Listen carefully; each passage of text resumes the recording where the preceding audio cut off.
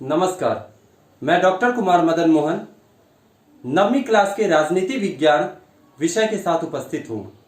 पहले तो आप सबों का स्वागत है फेसबुक के page the Bihar teachers history makers. हमारा एक मिशन चल रहा है, वो मिशन है मेरा मोबाइल मेरी शिक्षा। तो मेरा मोबाइल मेरी शिक्षा एक ऐसा प्लेटफॉर्म है जिस प्लेटफॉर्म पर 9वीं से लेकर के 12वीं तक के बच्चों के लिए संपूर्ण सिलेबस को पढ़ाए जाने की व्यवस्था है। इसी क्रम में राजनीति विज्ञान के साथ मैं डॉक्टर कुमार मदन मोहन उपस्थित हूं। तो हमारा आज से पहला चैप्टर स्टार्ट होता है। हमारे राजनीति विज्ञान विषय का पहला चैप्टर है समकालीन विश्व में लोकतंत्र। समकालीन विश्व में लोकतंत्र यानी समकालीन का अर्थ होता है कि वर्तमान समय में पूरे विश्व में लोकतंत्र की क्या स्थिति है, क्या परिस्थिति है। तो इस विषय में हम बात करेंगे। तो हम बताना चाहेंगे बच्चों कि यह जो 21वीं शताब्दी है, यह 21वीं शताब्दी राजनीति के क्षेत्र में लोकतंत्र का शताब्दी माना जा रहा है, क्योंकि लोकतंत्र को ही इस समय सबसे उच्च स्थान प्रदान की जा रही है। यूं तो बच्चे आपने छठी से ही लोकतंत्र के विषय में जानना और पढ़ना शुरू कर दिया होगा कि लोकतंत्र जनता का, जनता के लिए और जनता के द्वारा शासन प्रणाली है। लेकिन लोकतंत्र इतना ही नहीं है। लोकतंत्र की व्यापकता लोगों के परिवार की जड़ों तक फैला हुआ है। पहले क्या होता था कि कोई डिसीजन लेना होता था तो हम कहते थे कि पापा से पूछ लेंगे, अभिभावक डिसीजन लेंगे। लेकिन अब इस प्रथा का भी अंत हो रहा है। लोग कहते हैं कि पहले मैं परिवार में बात कर लेता हूं, सब लोगों की राय ले लेता हूं, फिर हम काम करेंगे। यानी परिवार जैसी छोटी इकाई में भी जहां कुछ लोग आपस में परस्पर जुड़े हुए रहते हैं, वहां भी लोकतंत्र की आस्था बढ़ गई है।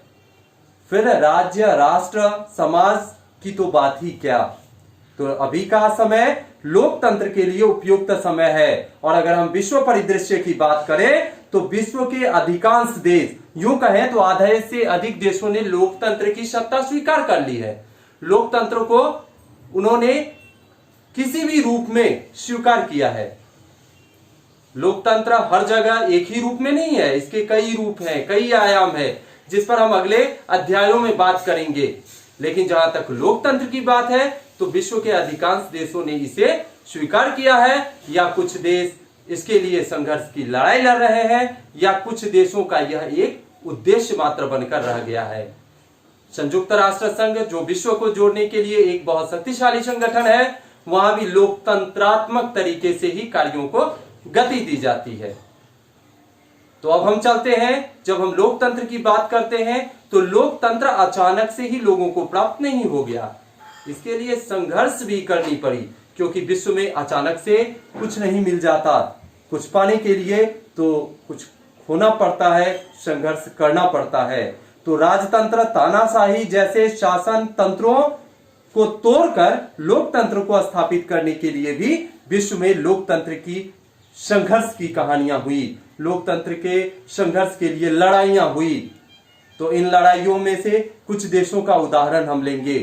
हमारे बहुत नजदीक एक देश है उत्तर में, वह है नेपाल। एक ऐसा राष्ट्र जो आज तक पराधीन नहीं हुआ, लेकिन वहां भी लोकतंत्र की स्थापना के लिए एक मजबूत लड़ाई लड़ी गई। जी हां, वर्ष 2006 की घटना है। पूरे राज परिवार में कुछ दुर्भाग्यवश कहें या साजिशवश राज्य के नेपाल सम्राट के परिवार में जहरखोरी की घटना हुई। यानी खाने में विष मिला दिया गया और परिवार के बहुत सारे लोग मर गए। इसके बाद विदेश में रहने वाले एक राज परिवार से जुड़े हुए व्यक्ति राजा ज्ञानेंद्र आए। उनका शासन तंत्र शुरू हुआ, लेकिन जनता को यह शासन मंजूर नहीं था। वो राजतंत्र के जंजीरों को तोड़ना चाहती थी। वह चाहती थी कि हमारे भी देश में भी लोकतंत्र की स्थापना हो। और इसके लिए जरा सा हम देख लेंगे कि पूर्व नरेश ज्ञानेंद्र कैसे थे। ये पूर्व नरेश नेपाल के नरेश ज्ञानेंद्र थे। और इनके शासन काल में ही नेपाल में लोकतंत्र की लड़ाई शुरू हुई। 6 अप्रैल 2006 को नेपाल के 7 राजनीतिक दलों ने मिलकर आंदोलन की शुरुआत की।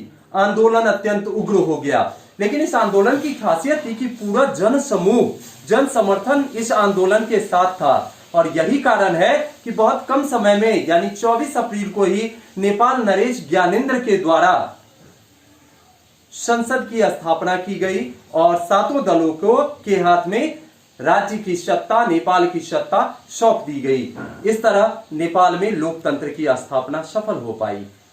हम दूसरी तरफ चलते हैं तो हमारा ध्यान जाता है चिली की तरफ। चिली